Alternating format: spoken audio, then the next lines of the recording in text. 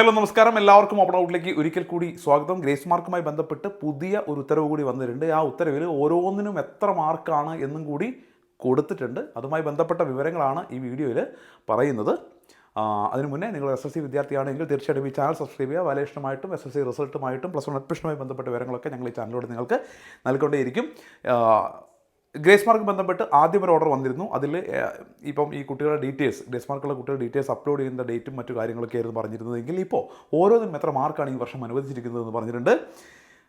എല്ലാം ഞാൻ പറയുന്നില്ല, പ്രധാനപ്പെട്ടതാണ് പറയുന്നത്, ശ്രദ്ധിക്കുക. കേരള സ്കൂൾ കലോത്സവം, അതായത് സംസ്ഥാന തലത്തിൽ കലോത്സവത്തിൽ A ഗ്രേഡ് നേടിയ കുട്ടിക്ക് 20 mark, B ഗ്രേഡിന് 15 mark, C ഗ്രേഡിന് 10 mark, JRC junior red cross അഥവാ JRCക്ക് 10 മാർക്കാണ്. JRCക്കുള്ളത് 10 മാർക്കാണ്. SPCക്ക് സ്റ്റുഡൻറ്റ് പോലീസ് കേഡറ്റിന് 20 മാർക്കാണ്.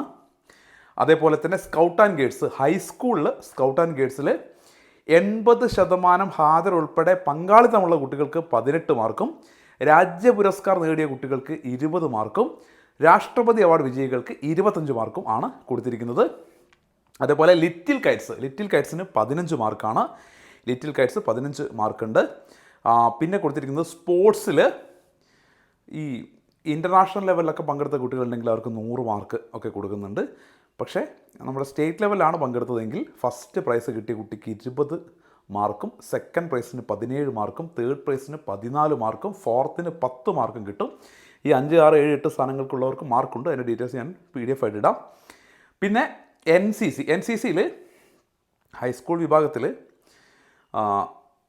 20 മാർക്ക് മുതൽ 40 മാർക്ക് വരെയുണ്ട്. പക്ഷേ അതിന് ഓരോന്നിനും ഓരോ നിബന്ധനയുണ്ട്. ഇപ്പോൾ NCC റിപ്പബ്ലിക് ഡേ പരേഡ് ക്യാമ്പിലൊക്കെ പങ്കെടുത്ത കുട്ടികളാണെങ്കിൽ 40 മാർക്ക് വരെയൊക്കെ കിട്ടും. ഏറ്റവും കുറഞ്ഞത് 20 മാർക്കാണ്. 75% അതിൽ കൂടുതലോ പരേഡ് അറ്റൻഡൻസ് ഉള്ള കുട്ടികൾക്ക് 20 മാർക്ക് NCCയിൽ കിട്ടുന്നുണ്ട്.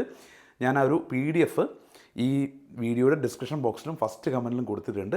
ആ PDFൽ വളരെ കൃത്യമായിട്ട് നിങ്ങൾക്ക് വായിച്ചാൽ മനസ്സിലാവും NCCയിൽ ഏതൊക്കെ വിഭാഗത്തിനാണ് 20, ആർക്കൊക്കെയാണ് 30 കിട്ടുക, ആർക്കൊക്കെയാണ് 40 കിട്ടുന്നതൊക്കെ നിങ്ങൾക്ക് വായിച്ചാൽ മനസ്സിലാവും. മാത്രമല്ല, ഞാനിപ്പോൾ പറയാത്ത കുറേ കാര്യങ്ങൾ, കുറേ വിഭാഗങ്ങളുണ്ടല്ലോ അല്ലേ, ഈ എന്താ പറയുക,